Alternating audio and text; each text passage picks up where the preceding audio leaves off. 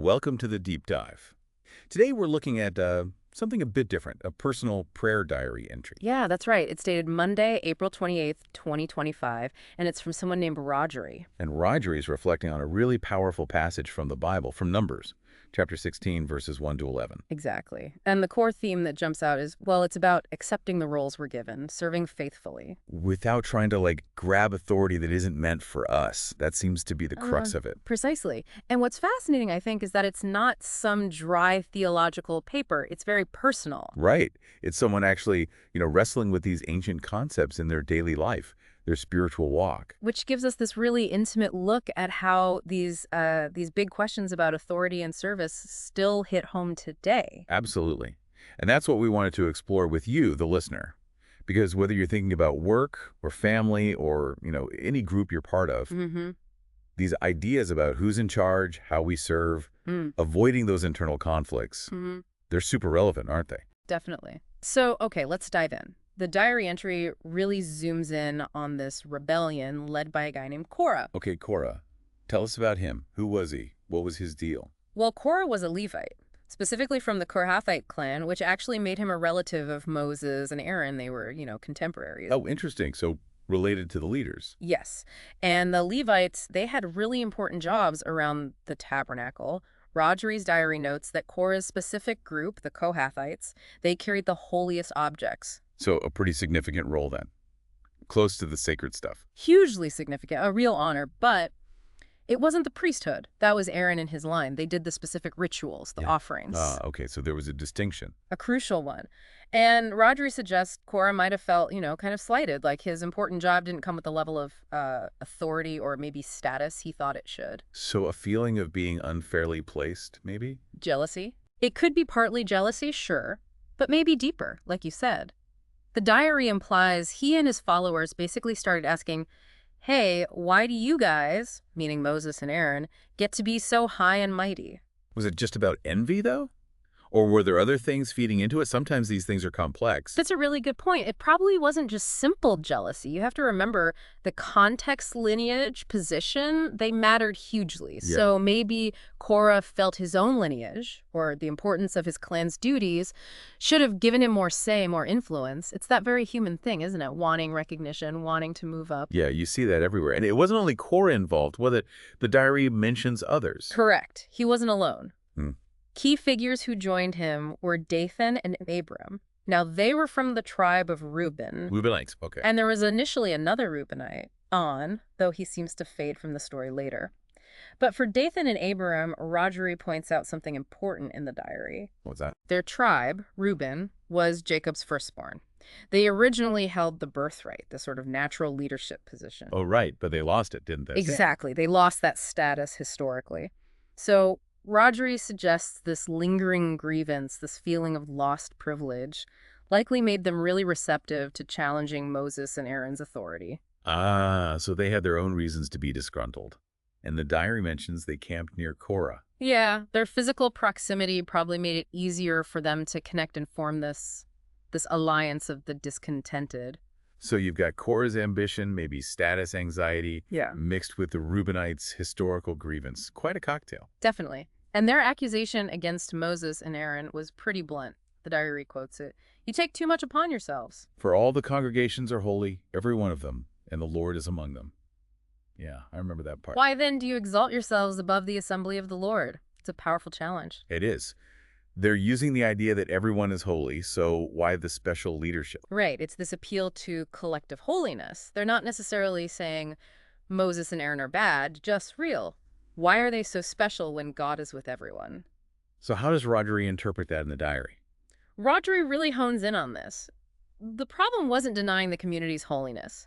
The issue, as Rodgery sees it, was Korah and his followers putting their own ambitions, their own desire for status, ahead of recognizing God's specific choice. So it wasn't about the people's holiness, but about respecting who God had appointed. Exactly. They were essentially trying to lift themselves up to the same level as the authority God had established. It was self-promotion disguised as piety, perhaps. And Roger makes that point about arrogance, right? That true arrogance isn't having a high position, but... But refusing to submit to God's designated roles and trying to seize a higher one. That's the key insight Rodri pulls out. Wow. So the rebellion wasn't just political against Moses and Aaron. No, Rodri frames it as fundamentally a rebellion against God's authority, and that ultimately leads to separation from God. Heavy stuff. Definitely. So, okay, this massive challenge happens. Yeah. How does Moses react? You'd think maybe he'd assert his authority, defend himself forcefully. But he doesn't, does he? That's what Rodri highlights from the text. Moses' immediate reaction. He falls face down, prostrates himself. Total humility. Exactly. It's incredibly powerful. Instead of arguing or fighting back, he just collapses in submission before God. Yeah. It shows his authority wasn't self-made, He relied completely on God. That speaks volumes. Yeah. And then he proposes the test, right, with the censors. Yes. He tells Korah and his 250 followers, these were respected leaders, by the way, not just random guys. Right. Important people. To take their censers, put fire and incense in them, and come before the Lord the next morning. The next morning. Why the delay? Why not right then? Rodri notes this in the diary, that waiting until morning seemed intentional. It offered a space, a pause, time for reflection, maybe even a penance. A chance to back down? Possibly. It wasn't an instant judgment. And the act itself, offering incense with censers, that was significant too. How so? Well, burning incense like that, in that formal way before the Lord, was generally a priestly duty, reserved for Aaron and his sons. Ah, so by telling Korah's group to do it. Moses was essentially saying, okay, you think you deserve this level of access, this priestly function, let God show us. It was putting their claim directly to the test. And Moses laid out what God would show, didn't he? The diary mentions 4 things. Yes, Rodri lists them. God would show 1, who belongs to him, 2, who is holy, 3, who he will let come near him, and 4, whom he has chosen. So it links being chosen not just to a title, but to What? holiness, closeness to God. Exactly. It suggests divine selection isn't arbitrary. It's connected to a genuine relationship with God, a life marked by holiness and being drawn into his presence. And Moses also reminded the Levites, Korah's own tribe, about the important job they already had, right? Yes, that's a key part of Moses' response, highlighted in the diary. He basically says, isn't it enough for you guys that God separated you from the rest of Israel to serve him, to minister at the tabernacle? He's reminding them of their privilege. Precisely. Why are you now seeking the priesthood, too? Moses interprets their desire not just as ambition, but as ingratitude, maybe even a rejection of the specific, important role God had given them. Like they were despising their own calling by grasping for another one. That seems to be the implication. It wasn't just wanting a promotion. It was seen as fundamentally challenging God's wisdom and his established order for the community. Okay, so that's the intense biblical backdrop. Now, how does Rodri, in this 2025 diary entry, bring this into the present day? How does this ancient story connect to life now? This is where it gets really practical and, honestly, quite relatable. Rodri sees direct lines from number 16 to dynamics we experience all the time. Like where? In families, for one, at work, even within church or community groups. Rodri writes about how easily we get influenced by, worldly values. Like what? Comparison. Competition. Exactly that. Comparing ourselves to others, feeling we need to compete, wanting more status or control. And this can lead to that same temptation Rodri saw in Korah, the desire to seize authority. Yeah, that feeling of needing to be in charge or thinking you know best. It's definitely familiar. It really is. We probably all feel it sometimes. Maybe wanting that job someone else has, or feeling your opinion should just automatically win out in a discussion. So the diary suggests we should try to mirror Moses' response instead.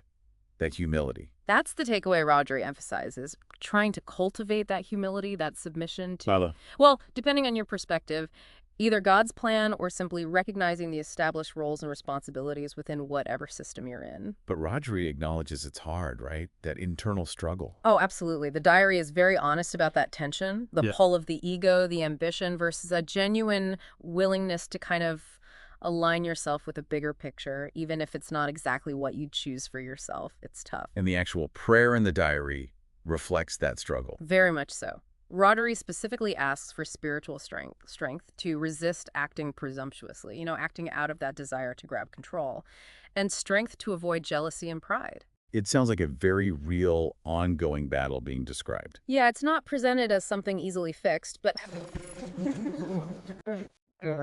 divine help from Rodri's perspective. And then there's that specific example Rodri shares about a family discussion with their child, Eli. Yes, and this makes it so concrete. Rodgery describes a situation where their child, Eli, was getting really upset and emotional about homework. Okay, classic parent-child moment. Totally. And Rodgery writes about feeling that immediate urge, to just pull rank, use parental authority to shut down the emotion, like, just do your homework. Right, the easy way out sometimes. But instead, Rodgery consciously resisted that impulse. They chose not to seize authority in that moment. So what did they do instead? They focused on listening, on trying to understand why Eli was so frustrated. What was underneath the emotion? Was it the difficulty, feeling overwhelmed? Something else. So instead of imposing power, seeking understanding. Exactly. And Rodgery presents this as a direct, practical application of the principle from number 16. Choosing understanding over simply asserting control, even in that small, everyday family interaction. That's a great illustration. It shows this isn't just about huge power grabs, but about our moment-to-moment interactions. Precisely. It brings it right down to earth. And how does the diary entry wrap up? Does Rodgery make some kind of resolution? Yes. It ends with a renewed commitment. Rodgery basically recommits to serving humbly in the various roles they have, family, ministry, according to what they perceive as God's leading or selection. So accepting their place and trying to fulfill it well? Right. And also, interestingly, a commitment to help others navigate conflicts by seeking God's guidance and to work collaboratively within their roles rather than competing or overstepping. Okay, so as we kind of pull back from this deep dive into Rodgery's diary, what are the main things that stick out, the big takeaways? I think the biggest one is just how timeless this lesson is. The importance of humility, of accepting our roles, whatever they may be, and recognizing legitimate authority, whether you see that as divinely appointed or just, the necessary structure of things. And that Korah story serves as this really stark warning, doesn't it? About where jealousy and ambition and that raw desire for control can lead. Absolutely. It's a potent reminder. But then you also have Moses's response, which points to a different way. Humility, trusting a process, allowing the right path to be revealed rather than forcing it. So for you listening right now, maybe think about your own life. Where do you feel those pulls? The temptation to compare, to compete, maybe feel you deserve more authority or recognition than you're getting. Yeah, and how could these ideas, humility, recognizing roles, seeking to understand rather than control, how could they maybe shift your approach in those situations? Rodgery found deep meaning here. It leads to a final thought. Rodgery connected this ancient story very directly to a simple family moment. Where might you be seeing subtle or maybe not so subtle Korah moments playing out? Right. In your workplace, maybe, your community group, politics, even just scrolling through social media, perhaps. And seeing those moments, what's the alternative response? This diary, this reflection on an old story, really gives us a lens, doesn't it? A way to think about power, about service, and about finding purpose beyond just our own ambitions. Something to definitely chew on.